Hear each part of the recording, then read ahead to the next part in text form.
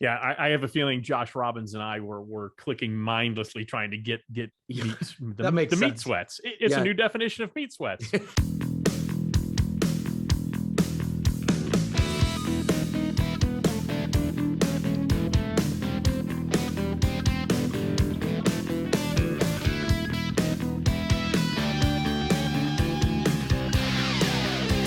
right. Promo UPFront, party in the pit, the bullets, a full podcast. Hey, are you ready to get your kicks on episode number 66 of the Promo Upfront podcast? I am one of your hosts, Bill Petrie. With me, as always, the sergeant of the sweatpant, the director of the data breach, the head honcho of the hoodie, the one and only Kirby Hassman. Kirby, how the hell are you? I'm doing well.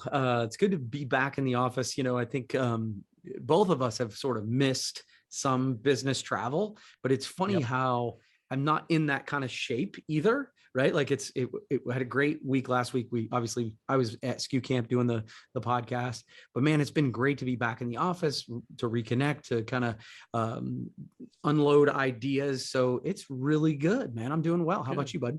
Good. Well, I'm doing great. Thank you for asking. I'm surprised you're admitting your liver's not in fighting shape.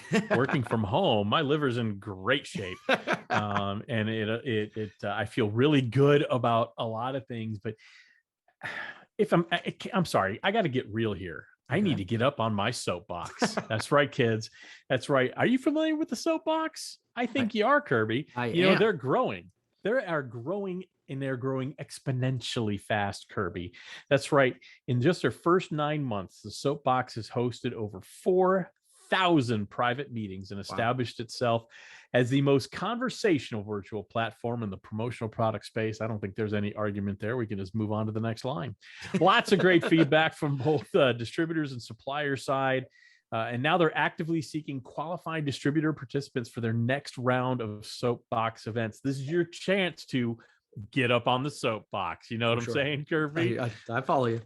Okay. Now there might be some people who don't know what Soapbox marketing communications is, and frankly, shame on them. But I'm here and you're here. We're going to help them out a little bit. What is it? Soapbox is a one-on-one brainstorming platform designed for those deeper dive conversations we all need.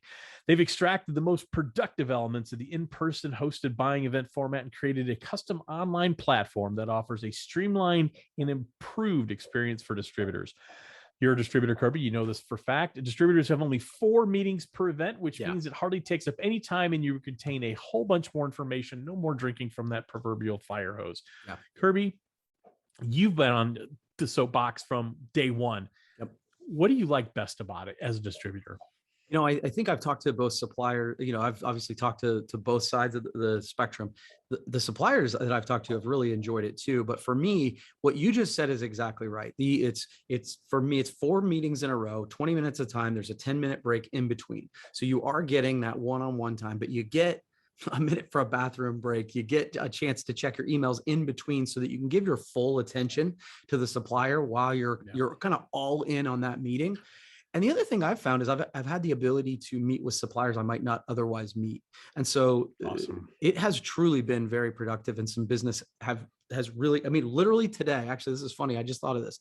We wrote an order today based on something that happened, I think it was last week in one of my promo soapbox meetings. So business is being done, and that's what it's all about. No better testimonial than that. They're super manageable. They're convenient. You can join from anywhere. They're simple. It's the easiest virtual platform in the industry, and that's not even up for discussion. They're conversational, great supplier mix. You just touched on that, and it's free. There's no charge for distributors. So you hear these accolades from the internet, from Kirby, from suppliers and distributors. Why not see if you qualify, Mr. and Mrs. Distributor? They're onboarding new distributors right now. So for more information and to see if you do qualify, they do have some pretty strict parameters to make sure that everybody's getting great value out of the Soapbox. So if you qualify, complete the request info form at promosoapbox.com or send an email to info@promosoapbox.com. You're not going to be sorry you did. Now, Kirby, we are episode number 66 of the Promo Upfront podcast. Are you ready to hit the bricks? I am. I'm excited. I'm excited to All jump right. in. Now, do you have promo up front or do I? I have promo up front today, Okay. and I am pissed off. All right. All right, Kirby. I don't This. know. I don't know if you saw this, but Next Level Apparel have reported a data breach. I saw this via ASI. Are you familiar with this? I did not. This is new information to me. So I'm going to go through this, Okay. and then I want to talk to you about a specific portion of this. So they sent out a communication on October 4th, which was Monday of this week, saying an incident. And these are quote. This is actual. An incident that may have involved some information maintained on our employees' email accounts, including names accompanied by social security numbers, financial and checking account numbers. Have I got your attention yet? Yeah. Payment card numbers, driver's license numbers, limited medical and health information. Now, an internal investigation, Kirby said, quote, an unauthorized person had access to a limited number of employee email accounts at various times between February 17th and April 28th, 2021. We can't confirm if any information was viewed. So they're using super vague language when I can't think of any more scary things that might have been breached from a data perspective. So they are encouraging those impacted to remain vigilant, Kirby. They're taking steps to enhance email security protocols and re-educating staff for best practices of keeping your data secure. And quote, my favorite part, your confidence and trust are important to us. And we regret any inconvenience or concern or this incident may have caused. Are you effing kidding me? Data breaches happen. I'm not even going to ask for your opinion first because I'm going to give mine.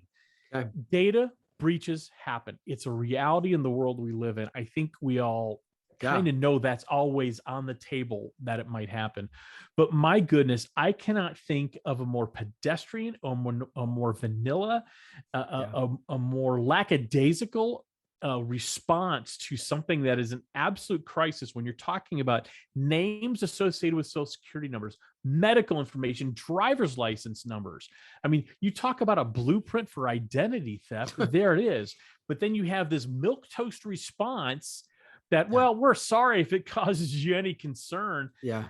So I don't know who's running crisis management over there or public relations, but they're doing a terrible job. I don't care if it's one of my best friends. You're doing a bad job. So the question I want to pose to you, certainly share anything you want. Yeah, sure. Will this prevent you? You might be a Next Level customer. Would you do business with Next Level knowing that this is their approach to a data breach? I'll tell you what, I would not. Yeah, I will say, just reading that, it is like, it's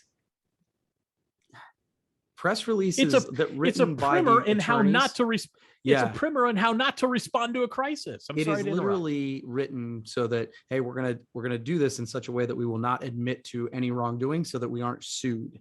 And the problem with that is it really doesn't say, hey, man, we got it wrong and we own it and we're gonna do everything in our power to fix it. And hey, we're gonna, like it said, for those who've been affected, hey, sorry, but just be vigilant. Yeah. Well, was that me? Right. Yeah. Was that maybe? I'm asking. Like, I don't know. I'm not asking for a friend. I'm asking for me. How would I know in that? their Have you defense, I reached think out? they reached out. I think they reached out to people they thought were affected, but that doesn't mean you were or weren't. I mean, look, it's just like we talk about. It's not necessarily the mistake. It's the lie to cover it up. In this case, it's not the mistake. It's how you're handling it and how you're communicating it. There's not a drip of compassion in here.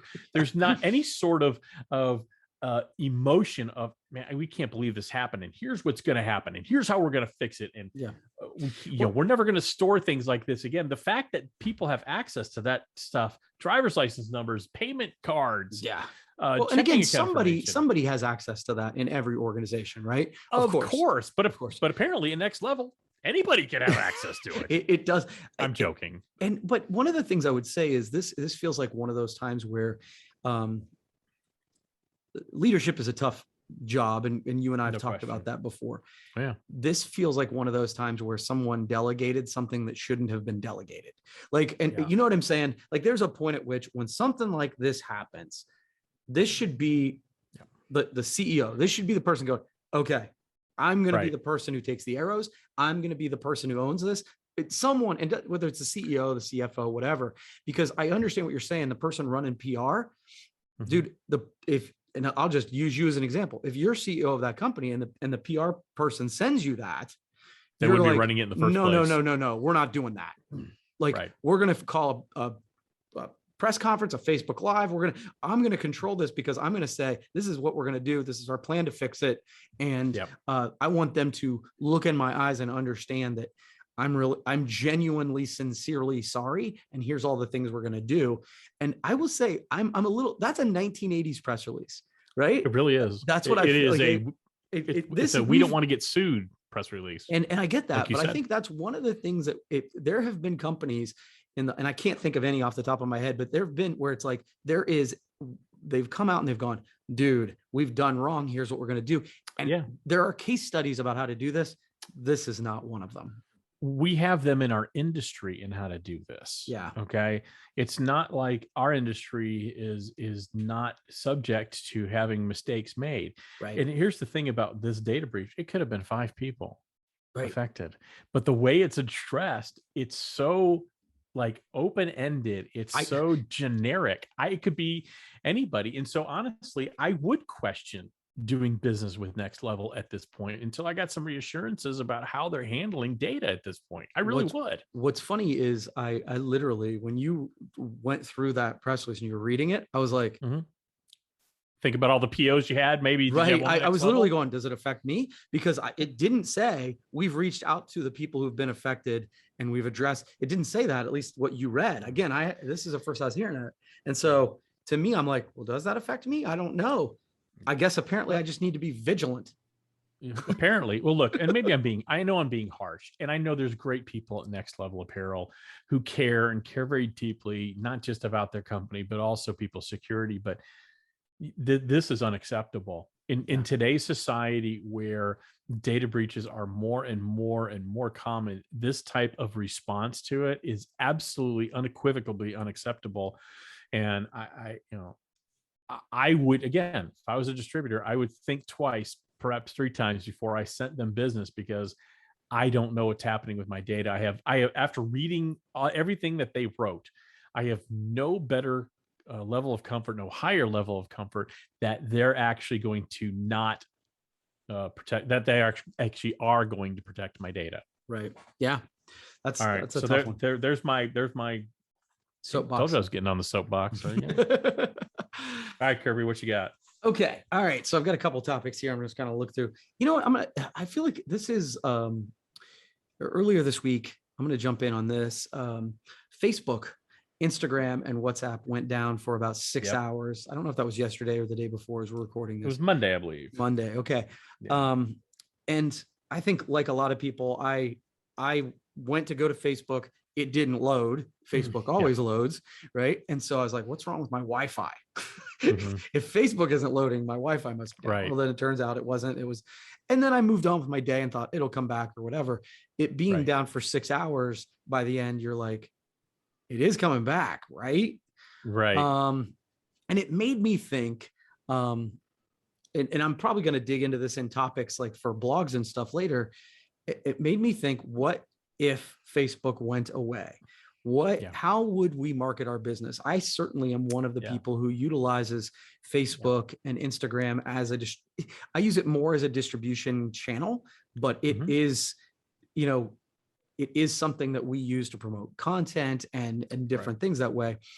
So, and I have some thoughts about this, but I think that this is one of those moments where we need to say, not if, but when, because nobody thought Sears would ever go away. Nobody thought, Kmart would ever not be the top retailer, whatever. And things change. So what is the plan for organizations if and when Facebook goes away? So obviously I noticed the breach too. Well, not the breach. Sorry, I'm still stuck on the breach. I noticed the fact that Facebook wasn't loading, and it was very interesting, my own response. I didn't think once of, oh my gosh, I'm not going to be able to mindlessly scroll and see little videos about cats and stuff. I was more of a crap. This is the day the blog drops, and how are we marketing this, and what's, how is that? How are we going to? So How do we go to same as market? you. Yep. We leverage social media heavily to market to our target audience and as a distribution channel. So to answer your question, I actually think I have an easy answer, but it's not an easy answer. Ooh, the mystery. So Sears went away because they didn't evolve and adapt to a marketplace that wanted to buy things differently. People didn't just stop buying things. They still buy stuff. They just didn't want to buy it in the way Sears was selling it, in large stores, footprints, things like that. They were replaced, right. by Amazon or other things. So when Facebook ceased to exist, there will be something else that has replaced it, in my opinion. So to me, it's not going to just disappear. It's not like, they stopped making, this specific type of candy because no one was buying it. They're just going to stop. They'll become irrelevant because something else will grab our attention. So I think the solution will present itself. Okay. I like that. That's a good point. I think what it reminds me of is something we've talked about before, and it's something I've certainly talked about before, is the difference between rented media and owned media. So, and just for those, you and I've talked about it, but just for those listening, I mean, we're traditionally as businesses very comfortable with renting media. So the radio station owns the audience. We rent that time from them. TV and really Facebook too. I think we think, hey, I've got 2,000 followers on Facebook. Those are Facebook's contacts. We're renting them. Facebook's still the vehicle. Yeah. And that was when Facebook goes away, that proves that I don't own those people because they just went away. Right. Yeah. And so that's a great point. And so it really did kind of energize me to go, okay, I say that all the time, but what am I actively doing within my own business to build my audience into owned media that I want them signing up for my text messages, my emails, your email list. Yeah. And so that is something that almost like the next day, Dustin and I were talking about, okay, how do we ramp that back up? And not in an annoying way, but just to go, let's make that a point of, if you really want to make sure you get all of this content or you have access to it, we need to make sure we're providing a ton of value to do that. But that is, to me, the big shift that I quickly made in my mind. I'm like, we need to get back to owning the media. And so that was something that popped into my head. I think you bring up an excellent point there about the owned media. I really do. It's something I don't think enough about. But you're right. We don't, Facebook owns the data. They own it all. And what's so funny about that is they can do with it whatever they want. Exactly. When was the last time you read a user agreement on Facebook? It's 18 pages long, and you may have signed your dog away or whatever. You just don't even know. And so we don't own any of that. We are, it's funny. It's a very cost-effective platform from a price perspective, right? In many ways, it doesn't cost a dime. Right. Oh, but there's a price, and the price is they own the data. They own your distribution. They control who sees what and when. And I think you bring up a good point to how important it is to do as much as you can, not just to own your distribution channels, but also use them in a smart way, like you said, making sure it's permission-based marketing, right? It's okay to send these things because we're in that weird society now where people get all, "Ooh, don't send me that." Yeah. Well, and again, to your point, I mean, I immediately was like, okay, so where are my other big followings at? Right. Okay. I've got a bunch on Twitter. I've got a bunch on YouTube. So, I mean, I could certainly shift to those other things, but I think I'm like, okay, a good mix of rented media and owned media still makes sense. I think that's the bigger question because something will always replace something else. I really do believe that. So I don't think we have to worry about so much what's going to replace Facebook. It's how do we maintain control over the distribution and our target audience. Awesome. I love it, Kirby. Okay. All right, Kirby. We talked earlier about next level. How about some next level promo? Whoa, that is what you call a platinum level transition in the radio business, folks. That's right. Next level promo. Now, several people emailed this to me as they controlled their distribution. Nice. Are you familiar with, I think it's an acronym. It stands for America's Roast Beef. Yes, sir. Are you familiar with Arby's, Kirby? I love me some Arby's. Sure. Okay. So I don't know if you know this, they released, a lot of the fast food restaurants are releasing very limited edition merchandise. Yeah. Which is brilliant marketing in its promo. I don't know if you saw this. They released sweats, both a hoodie and pants, that were smoked by barbecue pitmasters. Yeah, that makes sense. That makes so much sense for them. So we have the it meats. it coincided with the release of their new country style rib sandwich. It's a line of sweatpants and sweatshirts that were actually smoked just like the meat and then vacuum sealed on the property in East Texas at Sadler's Smokehouse. So they funny. when you open them up, they will smell like your favorite barbecue when you wear them. Now this is a quote from the release. By the way, this stuff sold out in 14 minutes. Yeah. What do you know? Yeah, I have a feeling Josh Robbins and I were clicking mindlessly trying to get meat, That makes the meat sense. sweats. It's a new definition of meat sweats. So here's their quote: "When you're sitting in a smokehouse smoking the meat for Arby's real country rib sandwich for hours and hours over real hickory wood, your brain starts to wander. You begin to wonder what would a pair of premium sweats might smell like. That is not what I'm thinking about. Let me read that again. You begin to wonder what a pair of premium sweats might smell like if they too were smoked over hickory wood for hours. Well, we found out. So I think it's brilliant. Again, it's brilliant targeted marketing. The example I always use that my kids were big into when they were teenagers was Supreme. Yeah. They would drop a t-shirt that probably cost, $1.85 for them. And they'd charge $70 for it and they'd sell out in minutes. Yeah. So it got me to thinking, Kurt, what do you think about this? So Do you agree? I think again, Arby's, it makes total sense. I think the shtick of saying, hey, we have smoked sweatpants, and I think it fits with their brand, by the way, which I think that part's good. The other thing I think of is, do I want sweatpants that smell like that? No, I do not. No. I will wash them immediately so I can wear them. Yeah, I have to agree. First of all, I think it's genius because it entices and embraces the other senses involved in that I type think of that's cool. Yeah. experience. So they really create a true experience. Like you, look, I smoke meat in my backyard all the time. I can get that smell anytime I want and a free meal with it. So Yeah. I don't need to spend $65 on a hoodie to get that sensation. But you wanted to buy it. But it got me thinking, Kirby. It got me thinking. You always get nervous when I say that. Yeah. It got me thinking, Kirby, what are some other promotional product and smell combos that we don't even know we need? And I have a few. I know Okay, this. good. I thought this was going to be another. I was like, damn it, it's my turn for the game. It's my turn to drop it on you. It actually said this isn't a game. This is just this is part of the podcast. Okay. How about a blanket with the popcorn scent? Thinking, a little pop secret. There's nothing better than that smell of buttered popcorn, right? Right. That's not bad. Yeah, no, I love that. And again, I think you partner that with somebody like Netflix, Pop Secret, or Apple TV.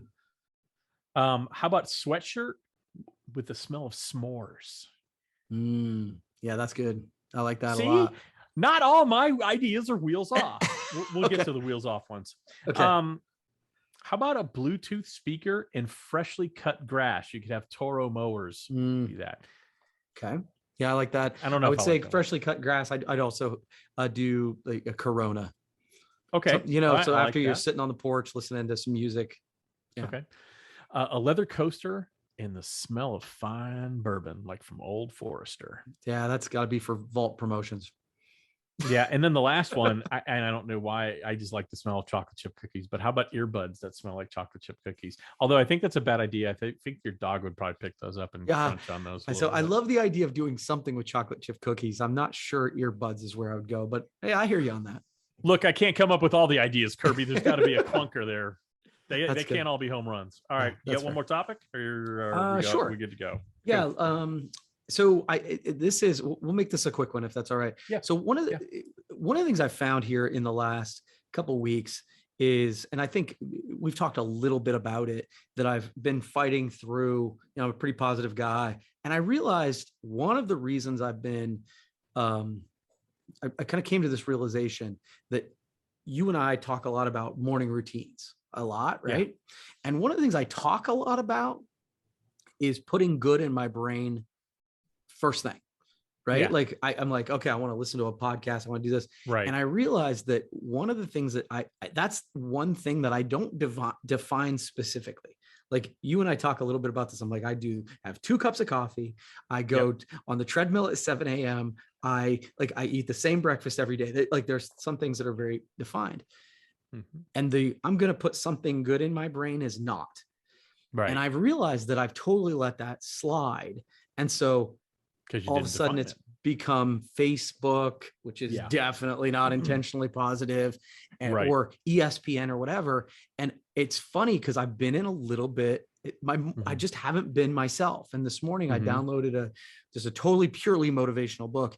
I listened Mhm. to that on the treadmill instead. And I was like, oh, wow, it feels different again. And so Yeah. whenever something like I have an aha moment like that, I'm like, Mhm. I wonder if Yeah.